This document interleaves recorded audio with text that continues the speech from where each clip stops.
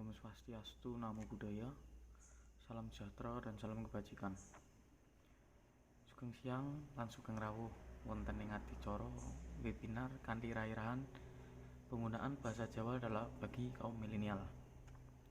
Saderengipun adicara webinar menika kawiwitan, sumangga kula dherekaken panjenengan sedaya ngaturaken rasa syukur dumateng Gusti ingkang Maha Kuwasa. Awit saking idipalilaing Gusti, kita sedaya saged kempal wonten ing adicara menika tanpa halangan sawiji menapa. Pangaken nami kula Sinduling Istiqamah Manasa minangka moderator ing adicara webinar kang kalaksanan dinten Kamis 22 Juli 2021. Adicara menika panjenengan sedaya saged pikantuk wawasan babagan basa Jawi tumraping kaum milenial.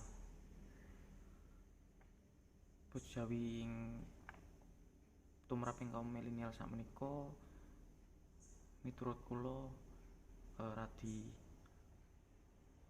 ilang utawi radi pun kaum milenial nika sakniki nek dijak omong ngangge bahasa Jawa sok dong niku jawabe nggih bahasa Indonesia menika. Lajeng pemateri wonten ing adicara menika inggih panjenenganipun Bapak Samsudin.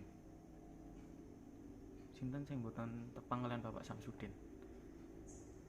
Menawi panjenengan sedaya remen maos koran Suara Merdeka, mesti wonten tulisanipun Bapak Samsudin ing ngginakaken basa Jawi. Bapak Samsudin menika ugi salah sijining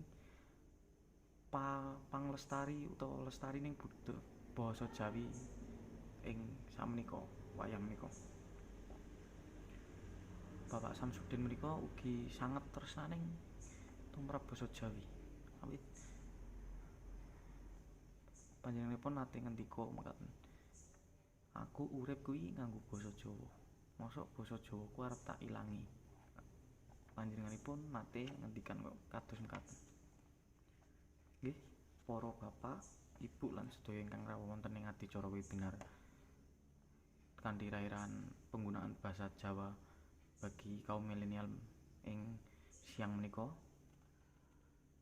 gandeng sampun ngancik titi wancine adicara webinar menika kula pasrahaken dumateng Bapak Samsudin minangka pemateri.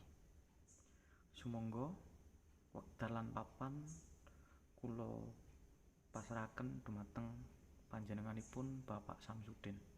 Assalamualaikum warahmatullahi wabarakatuh.